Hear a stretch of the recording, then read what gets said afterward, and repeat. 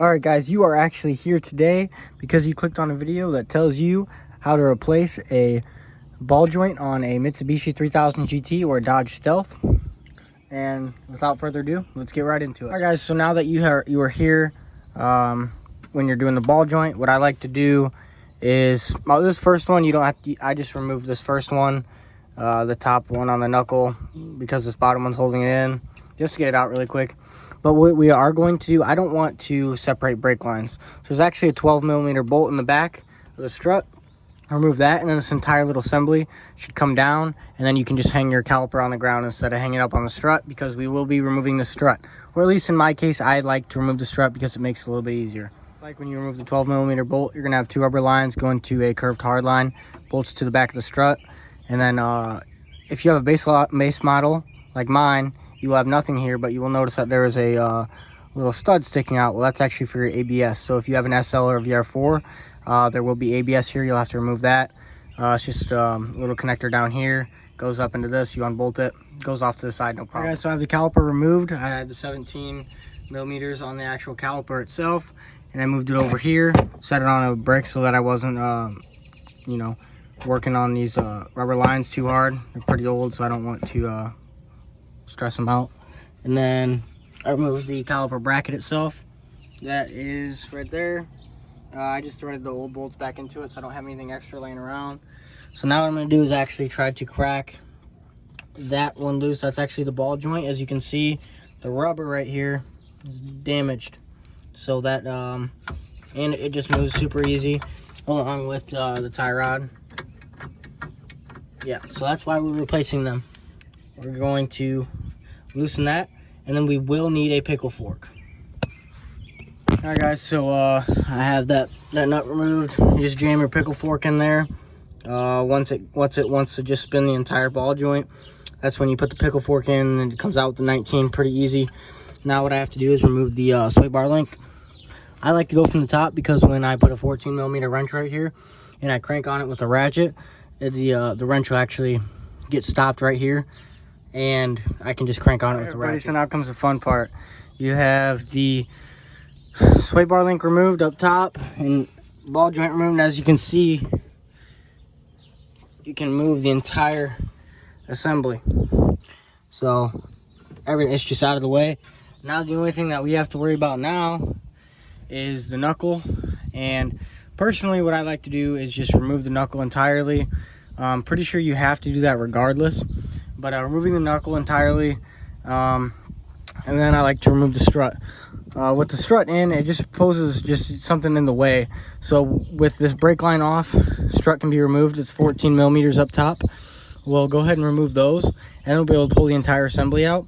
And then we already loosened the tie rod end. That was part of the tie rod end video. So all it is a cotter pin, a nut, and then you pound it out with a hammer. Pretty much everything you have to do on these cars, pound it out with a damn hammer. So now what we're gonna do, we have 17 on both sides. We're gonna remove this nut and bolt, and then we'll be able to remove the strut, and then that should free up the entire knuckle. Silly me, I was like, yeah, let's take off the knuckle, and I didn't even loosen this. So what I actually did is, if you have everything back, all I did is throw a bolt back in, and then throw my ratchet on. And usually what I like to do with these is take off the center cap and then throw an extension on with the wheel actually on the ground, so that the hub doesn't move.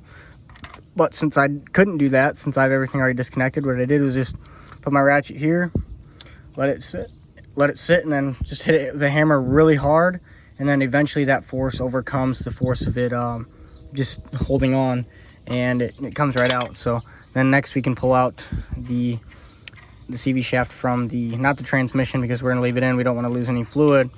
But what we're going to do is actually push it and remove it from the hub itself. Alright guys, so it actually took me a little bit to like kind of comprehend this. I haven't done it in a while, so just bear with me. You kind of have to break it down in 3 pieces. This is to remove a ball joint. I just have this here showing as an example.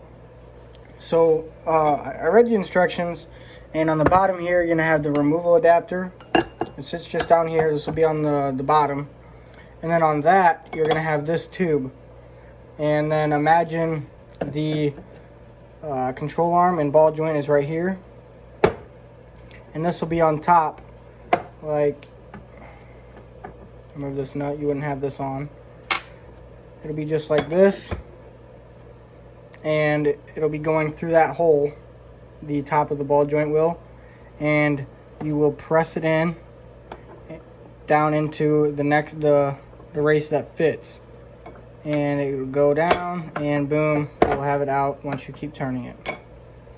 I'll show a video of me actually doing it, but that's just a smaller now that you have the strut and knuckle removed, you can see there's actually a gap here and here. It's actually a C-clip, so you're going to get a screwdriver, hammer it in here to remove the C-clip, and then we can press out the... So this is a C-clamp, or the C-clip that is halfway removed. You can see I just stick the screwdriver in here, and I'll just pry it out. You have to probably keep using the hammer. Mine is really rusty, but there you go, popped right off. And now what we can do is we can put the press in, remove this. I haven't even received my new ball joint yet, so I think I'm just gonna soak this in PB Blaster until I get my ball joint. I would definitely recommend this. And also, before you do it, you might want to take a brush to this and some brake clean and maybe repaint it a little bit. That's what I did on my other side. But as soon as I get my ball joint, I'll resume you guys to where it was. I actually ordered mine off of eBay because auto parts stores, for whatever reasons, don't carry the ball joint for our car. The control arm wants to just fall down, so I just put a jack so now that it can't move. So I have my kit right here. I would suggest getting this. It's $50 on Amazon. I actually just leave a description below, but it actually comes with instructions. So if you really don't know how to do it, it's got instructions. I'm going to use them because this is only the second time I've ever used a kit like this. Sorry, I'm out of breath. I just woke up. But yeah, takes the installation adapter over the ball joint, receiving tube under with the removal adapter. Pretty simple. So I'm going to go ahead and do that really quick. And yeah, I'm going to try to grab my tripod and set you guys up. All right, guys, I actually couldn't find my tripod, but here's the setup. I actually cracked it loose. So I have my 7/8 on the bottom. It's kind of hard to hold both of these at the same time, but bear with me with the camera. So 7/8 on the bottom. I'll hold my foot right here. You can see it. And it's out.